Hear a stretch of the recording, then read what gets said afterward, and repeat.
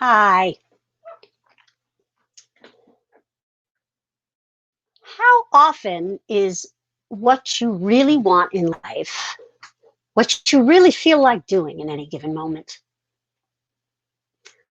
My name is Rati Gorfine, and I am a coach. My company is Creative Calling Coaching.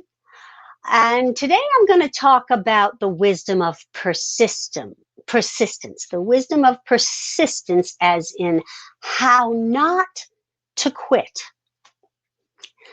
Before I get into that matter, I want to invite you, because you may not have time to stay for the whole video. I hope you do, but if you don't, I'd like you to follow me. Click my YouTube channel here and follow my channel if you can, or you'll notice in the description of this video, there's a link to subscribe to my newsletter, which I hope you'll do. But returning to the theme of the day, I coach creatives for the most part, and adults with ADHD. Uh, Often those brain wirings are interchangeable. Sometimes people are both creative, artistic, and have, well, all three ADHD and have ADHD. A little off center, but it's live, so I can't stop. I'm just going to keep on barreling through. And very rare is it, once we decide on a goal in life that turns us on, for instance, writing a book, for example, finishing a book, do we feel like doing it? And so what I want to talk about today is what I call the 3D of success. What success really looks like in real life, in 3 dimensions. And because I think it's pithy and easy to remember, I've broken that down into 3 Ds. I have an affinity for the letter D. Even though my name is Rati, my husband calls me D. Don't ask me why. Anyway, so if you want success, the first thing you have to do is, the first D is distinguish what you want from how you feel. Because if you listen to your feelings, you will quit before you're very far out of the gate. You have to remember what you want and bring your attention there. Number 2, that plays right into that, is don't wait till you feel like it. Okay? So a story comes to mind in both these instances. A client of mine is a television writer, and he suffered, when he first came to me, he suffered from debilitating depression. He had a lot of wonderful ideas. We started working together. Concurrent with working with me, I referred him to a therapist because he needed that kind of support, and therapy and coaching can work concurrently really nicely together, when that need is there. And we identified goals, things that he wanted to do, and put a strategy and an action plan in place. And no matter how crappy he felt, I mean, I can't tell you the number of calls we did from bed. He was in bed during his coaching sessions. All right. Fast forward, he has a development deal for a TV show.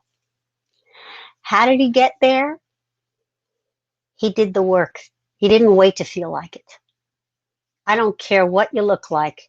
You show up and you do it. And even if it's just one small action, even if you just manage to send out an email regarding a project, as long as you keep going, you will arrive. You will. The other story I want to tell pertains to people who sign up for coaching. And, I would say this is true for about 20% of people who sign up for coaching. 80% of the people do the work. 20% of people, they end up AWOL. They ghost me after a while because they can't get this concept. They don't understand that they want to change their life, so they sign up for coaching and then they fight like hell not to. They defend their limitations like nobody's business because it means being uncomfortable. Doing what you want and completing it often means you're going to be very uncomfortable, which brings me to the final D, and that is dance. Dance when you can't think. It doesn't have to be so painful. I have writers who sit in front of the computer and they're using the Pomodoro method. So they have to sit there. That's the rule. 25 minutes, you can't get up. You got to sit there, even if you can't come up with anything, and stare at the screen. That's the rule.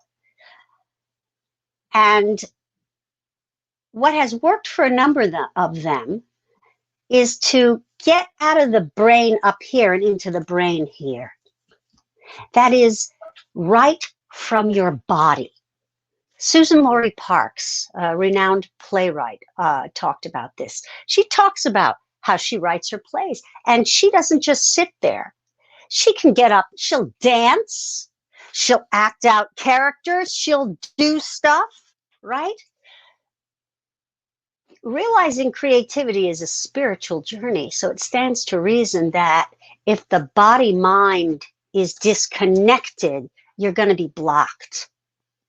And I say, if society thinks it's okay for writers to drink, I say it's okay for writers to dance. So dance yourself into feeling like it. Okay. So those are really the 3Ds, the 3Ds of success. Okay. In summary, distinguish between what you want and how you feel. Don't wait to feel like doing what you want, and dance.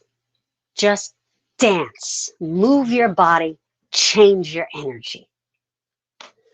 So I really appreciate your coming around and listening to this.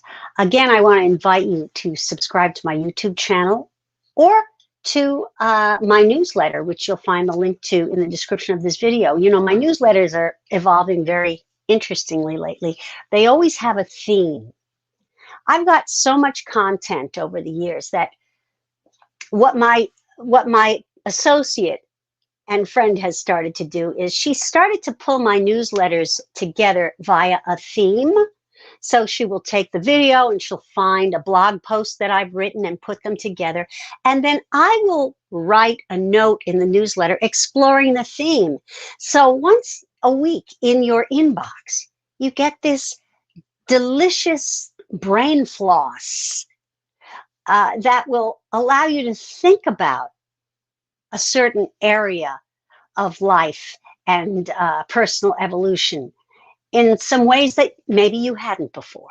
So I promise you it's not boring. It's going to be fun. You're going to like getting it in your inbox. And so I would encourage you to subscribe. Anyway, that's Rati for this Thursday at 5 p.m. I do these lives on Tuesdays and Thursdays at 5. I'm going to do one next week on Tuesday. I'll probably be off next Thursday in case you're keeping track. Oh, I hope you are. And thank you very much for watching. If you like this video, please share it and give it the thumbs up. Take care, everybody. Bye-bye.